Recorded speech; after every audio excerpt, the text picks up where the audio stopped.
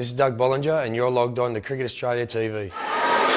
Ricky, coming in as underdogs, written off by a lot of the press as a young, inexperienced team coming up against the South African side that played very well in Australia.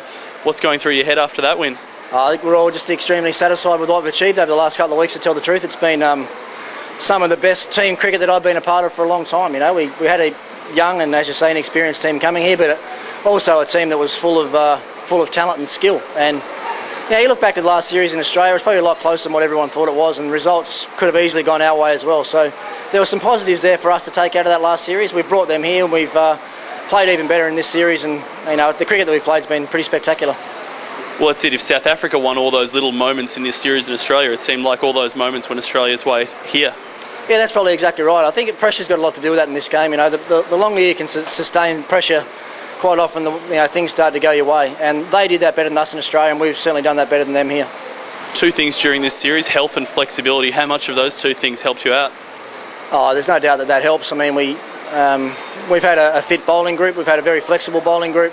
McDonald's played a great role for us. Marcus North's played a good role for us with his bowling. Simon Kaddish today chips in with 3 wickets.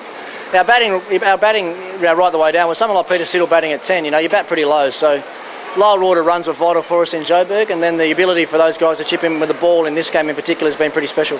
How much do you have to say about the adjustment Philip Hughes was able to make? I mean, coming out of Johannesburg, where he looked to be found out a little bit by Dale Steyn particularly, and then coming here, he just looked absolutely flawless in both knocks.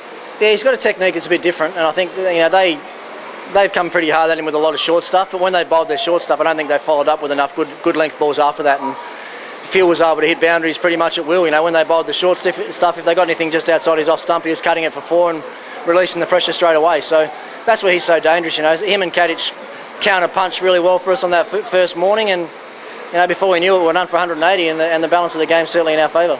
That being said, was there anything you did just to make sure you've won the last 6 or 7 tosses in a row?